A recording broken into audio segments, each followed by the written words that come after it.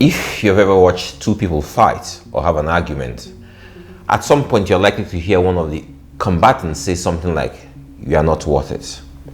This signifies that the person is done fighting or arguing because the opponent is not worth their time. Some will not even bother engaging in the first place because, as far as they're concerned, the person or issue is not just worth it. This has come to mind today as I was pondering on why there's so much mediocrity in our nation. As I thought about this, it dawned on me that what we see as a Nigerian problem started with the individual. We don't care or bother about fixing those little things in and around us that need fixing. It's not worth it, or not just worth our time. Or we just accept the abnormal as normal. For example, I have been driving around with a car whose tail light is broken for almost a year. Why? I don't know. You notice that some light bulbs have been dead for months, and as long as one or two are working and you have a bit of light, then it's not just worth it, bothering about the rest. What of that house or room that has gone unpainted for years? It has become normal. You just can't be bothered to make the effort. You start from a place of not speaking to your sibling for one day, and before you know it, you have not spoken for 20 years. What of your spouse?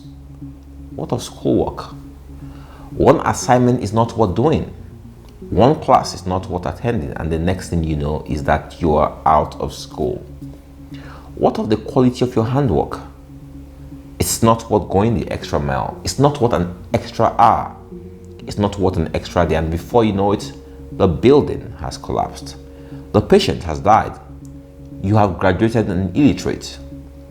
All because of the attitude that says it's not worth it. When you accept this attitude, it now becomes a way of life for us, and then one day you realize it's now part of our national character. This is why you'll see a federal government ministry that has gone unpainted for a decade. This is why you see a road go from one pothole to 100 potholes. This is why you will see streets with stolen or broken street lights. You will see streets with broken traffic lights. You will see police patrol vehicles that have no wipers or just one light. This is how a country that produces oil ended up importing petrol and diesel. This is how we ended up with one man stealing over 100 billion naira. It is generally an attitude of Nigeria is not worth fighting for or dying for.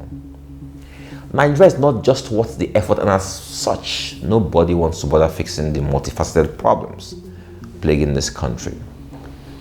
How do you think our country ended up like this? It all started with one individual who said it's not worth it. And then we have all accepted that as our national character.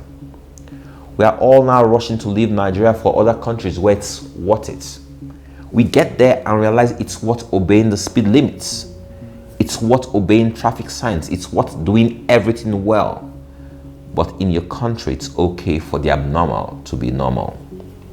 So now we ask, is Nigeria worth dying for? This is the question we all ask ourselves, and most people say Nigeria is not worth dying for. Who or what is Nigeria though? Is it the geographical area or the name? Nigeria is the people. Please remember this whenever you think Nigeria is not worth dying for. Remember this whenever you have the attitude of it's not worth it. Remember this whenever you give up on this place, because you are Nigeria. Do you know it would have been very easy for God to have said the human race is not worth it? For all the failures, betrayals, ingratitude, vanity, greed, and evil he saw within the world, he could have just said, forget them.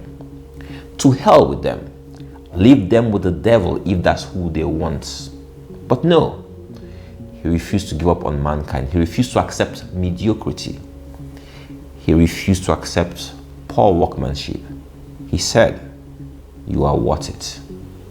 You are worth the extra effort. You are worth the extra time. You are worth any sacrifice. He said, you are worth my time. Do you know why? The only thing that's not worth your time is what you hate or don't care for. But once you love someone or something, they are definitely worth your time. For God so loved the world that he gave his only begotten Son, that whosoever believeth in him shall not perish, but have everlasting life. For God so loved you that he gave his all, so that you can be better, so that you can have a second chance. If God gave you a second chance, why do you say you, your brother, your handwork, your family, your environment, your neighbors, or your country is not worth it? Why? If God says you are worth it, then you are worth it. If God says you are worth it, then they are worth it. If God finds us worthy of love, who are we not to love each other? Dear brothers and sisters, my treatise to you today is that you are worth it. Your family is worth it. Your work is worth it. Your school is worth it. Your nation is worth it. Therefore, go the extra mile and live a life of love, for only in love can you find the what in someone or anything. God bless you all.